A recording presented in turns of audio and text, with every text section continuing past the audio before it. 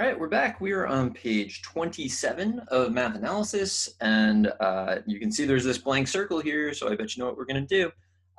All points on the unit circle are definitely of the form cosine theta, sine theta, which is like a really big deal. I mean, you're gonna think that like a million times. You're gonna say it out loud an awful lot too. Looks like we got to fill in this circle, so I guess that's what we're doing. So let's go for it. So angles first. It's the first time I've written all day, so it's probably not going to look great. I don't really know how to explain that. Nope. 3 pi over 4. Get out.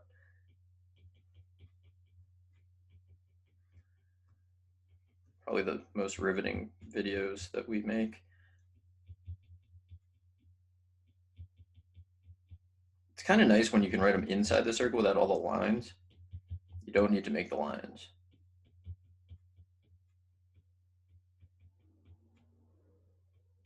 What is happening? Okay. Just filling in a circle.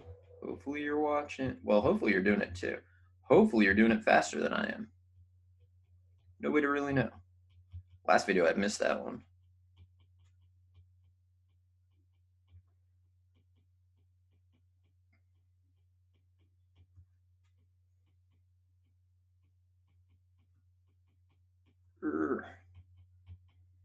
Got this.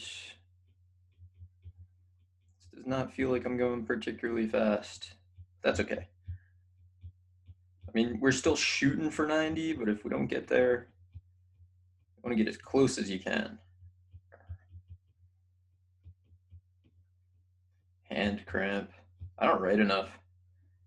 Well, actually, I'm doing these during the COVID-19 self-quarantining, and I've been writing a lot more than I usually do. All right, there we go. Unit circle. It's filled in. Probably wasn't in 90 seconds. Tried my best. Well, I didn't really try my best. Once I started talking, I kind of gave up on that. But so since you can fill it in really, really fast, no matter what you are doing, you're like never more than about 90 seconds away from having a filled in unit circle. And think about it, the unit circle, right? Every point on the unit circle is going to be cosine sine. So you instantly know, someone says 2 pi over 3, what's the sine of 2 pi over 3? So if someone says, what's the sine of 2 pi over 3? You can think, oh, it's radical 3 over 2. What's the cosine of 7 pi over 6? Cosine of 7 pi over 6, negative radical 3 over 2. It's just really useful. What is the sine of 7 pi over 4? Sine of 7 pi over 4 must be negative root 2 over 2. Why? We filled in the unit circle. We know these things. So that's why you want to know this. I mean, it's incredibly useful in a lot of problems that you're going to do also. So let's see what this is talking about. So we have an angle, and then we want to do some work here.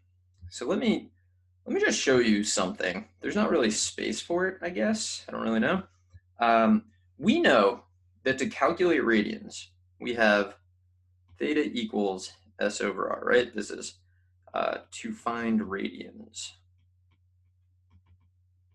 I think this is somewhere else in the notes also. Like, I think we already did this. So theta is S over R. Unit circle, we know that R is equal to 1, which would mean that for the unit circle, and only the unit circle, theta is actually just equal to S. Theta is equal to the arc length. This is kind of a crazy idea. And if you think about with the inverses, I find myself sometimes saying like, so on the calculator, it's like sine inverse of X, but I'll type arcsine of X, and then the calculator will convert it to inverse sine. So think about arcsine. Arcsine takes a ratio and returns an angle, right? But what we're basically doing is we're trying to find the arc whose sine is a thing.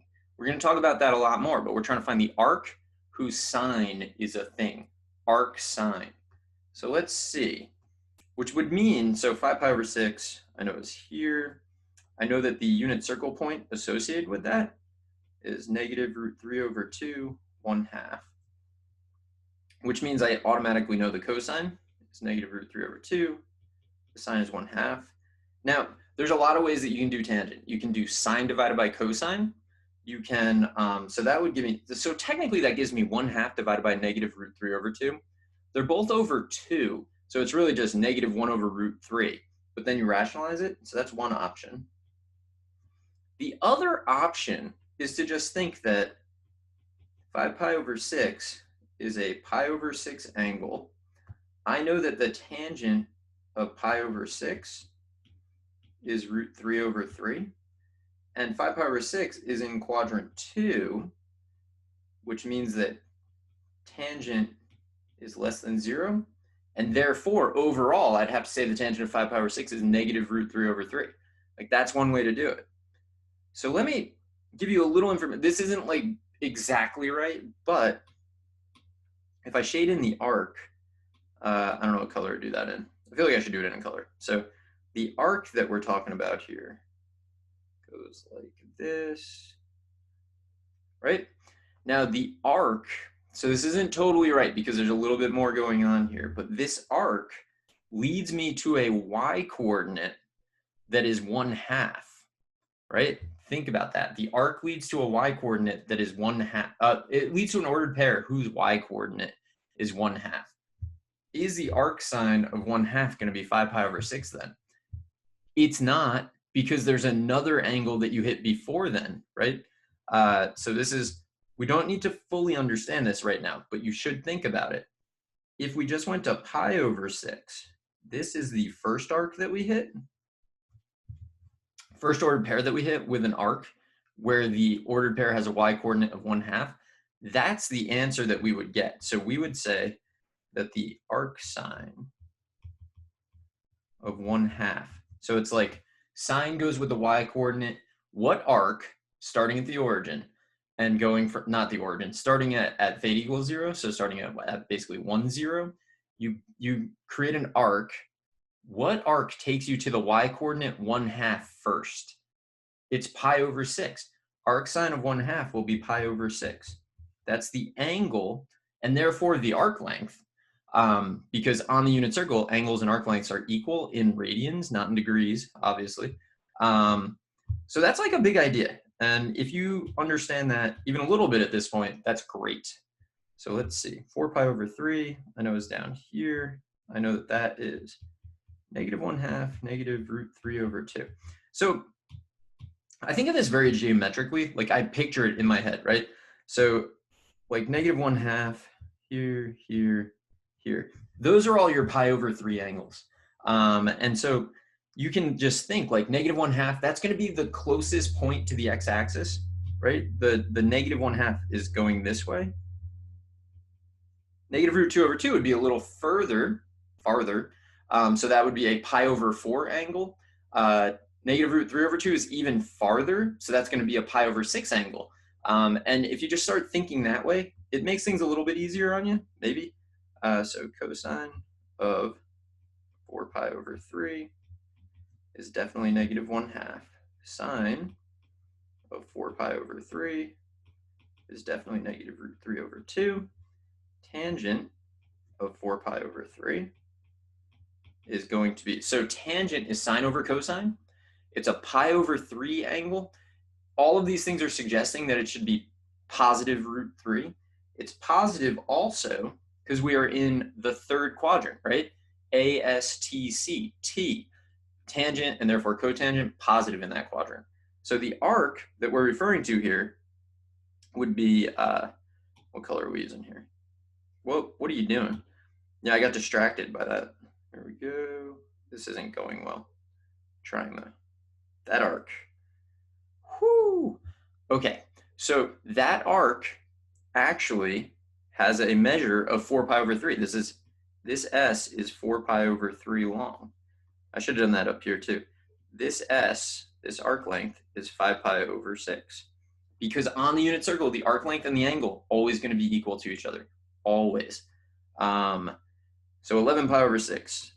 7 pi over 6 is actually my favorite unit circle angle for whatever reason. 4 pi over 3 is actually my least favorite. It's in the third quadrant. Third quadrant's weird because everything's negative except for tangent, and tangent's weird in and of itself.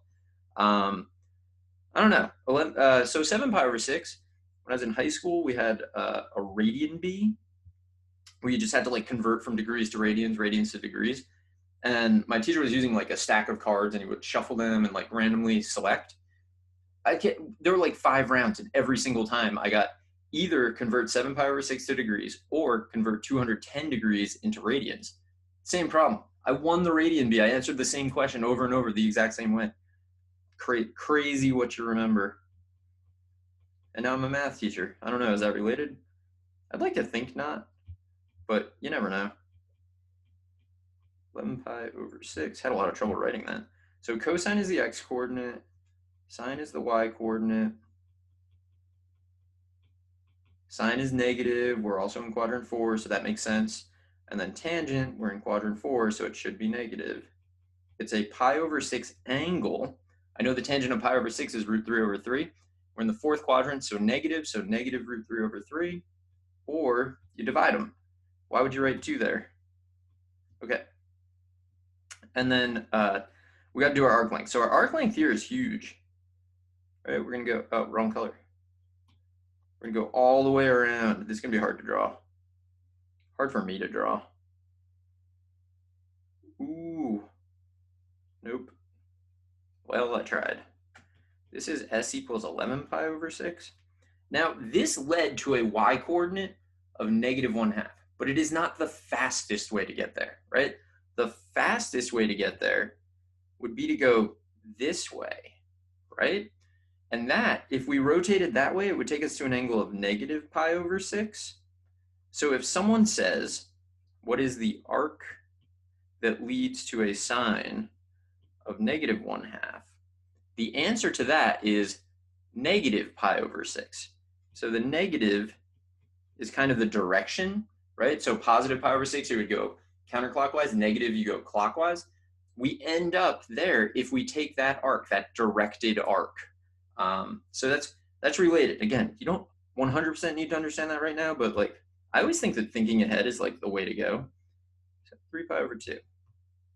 3 pi over, this is classic. Quadrantals are the classic use of the unit circle. So 0, negative 1, cosine of 3 pi over 2 is going to be 0, which means tangent's going to have a problem.